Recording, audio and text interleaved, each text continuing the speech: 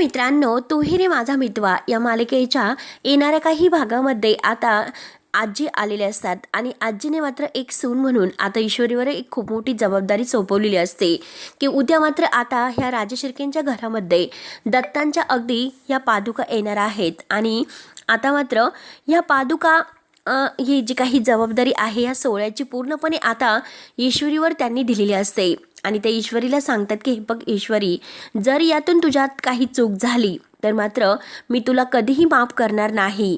तेव्हा आता लगेच ईश्वरीने आजींना वचन दिलेलं असतं की हे बघा आजी, तुम्ही काही काळजी करू नका, मी तुम्हाला वचन देते की सगळे काही अगदी सोहळा मी व्यवस्थित पार पाडेल आणि कसलीही अगदी या सोहळ्यात मी म्हणजे चूक करणार नाही.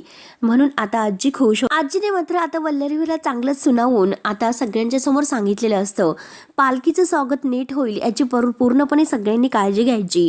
तर आता ईश्वरी आणि अर्णव छान असे जोडीने तयार होऊन आता ईश्वरी म्हणते की हो आजी, तुम्ही काही काळजी करू नका, सगळं काही व्यवस्थित होईल. आणि राकेशला मात्र आता गुंडाचे पैसे देण्यासाठी आता तो अगदी ह्या पादुका चोरणार असतो आणि वल्लरीला काही तो अजूनपर्यंत बॉक्स काही मिळालेला नसतो आणि राकेश आता त्याची विचारपूस करतो. तेव्हा वल्लरी म्हणते की नाही, तो बॉक्स मला नाही मिळाला. अर्णव आणि ईश्वरी जोडीने मात्र आता ह्या पालखीची पूजा वगैरे करतात, परंतु आता राकेश या पादुका चोरतो आणि वल्लरी मात्र सगळा काही आरोप ईश्वरीवर अगदी घेते. परंतु आता ईश्वरी आता म्हणते की मी हे केलेलं नाही. अर्णव आता सगळ्यांच्या समोर ईश्वरीची बाजू घेऊन आता वल्लरी मामीला चांगलं सुनावतो आणि शेवटी पादुका चोरणारा चोर कोण आहे हे सगळ्यांच्या समोर मी अगदी प्रूफ करतो.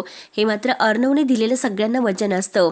आता ह्या दत्तगुरूंच्या जे काही ह्या पादुका आहे तर त्या मात्र राकेशने चोरलेल्या आहे हे मात्र आता कसं सिद्ध होईल हे बघण्यासाठी आपल्या चॅनलला नक्की सबस्क्राईब करत राहा. धन्यवाद.